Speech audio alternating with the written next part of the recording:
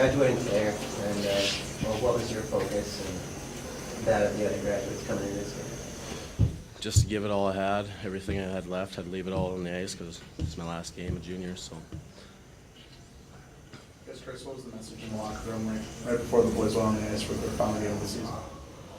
Well, we talked about a few things. The biggest one is, there's nothing left to save it for, and we just couldn't pass up any opportunities to be as good as we can. And you don't have any regrets after the game. And with 9 20-year-olds and some other guys moving on, I think you want to make sure you don't have any regrets and they play hard for each other and they can look each other in the eyes after the game. You guys going out with a fight, does that make the league feel bad? No, not at all.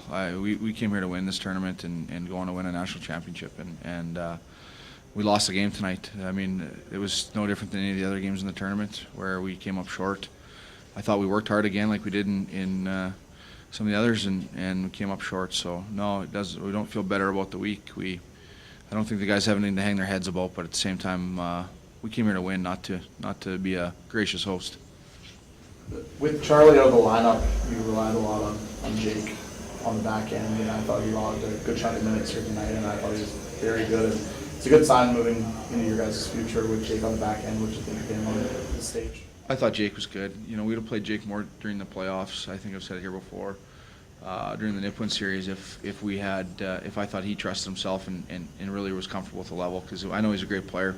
He's going to be a good D-man in this league and a big part of our core. And yeah, losing Chuck is a big gap to fill, and it takes all the guys to take a little bit of it, and I think Jake did his share.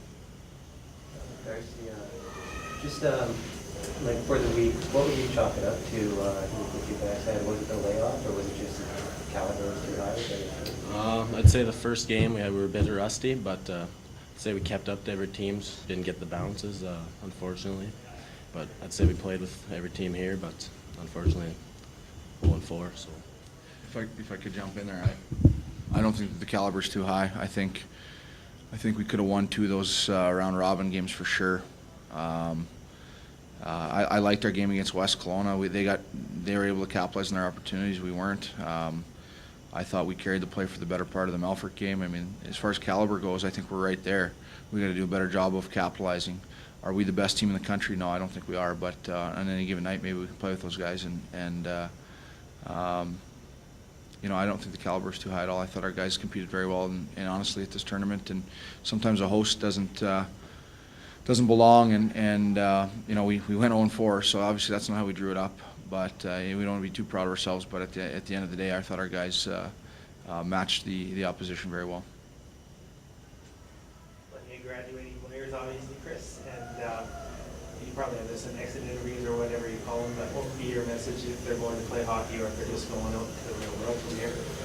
Well, my message is going to vary from player to player and guy to guy. Some guys, I guess at the end of the day, I hope they learn something here. I hope I know Darcy's been here a long time, 4 years for some of these guys, Darcy, Douglas. I know Leclerc's played 4 years, Predinchuk's played 4 years as junior. Those guys came into junior hockey as boys, and hopefully they're leaving as men. I know from the first year I met those guys myself, the Druses and Douglases, completely different people now.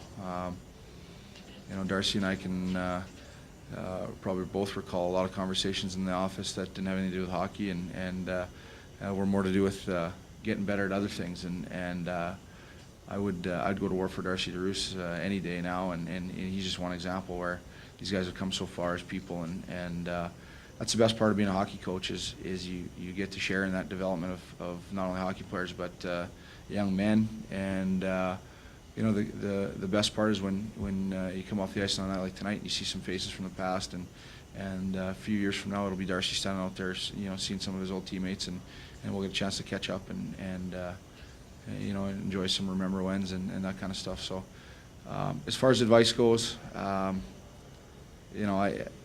we'll talk more specifically about hockey than anything, and again, hopefully we keep in touch, and it doesn't have to be a final, parting message or anything. Darcy, I guess kind of ask a couple of the other guys this. Do you have any advice for either players that are on the team now coming up or prospects moving forward? You just got to cherish every minute of it. I mean, seems like just yesterday I was playing the first game, but yeah, it flies by for sure. You gotta cherish every moment of it.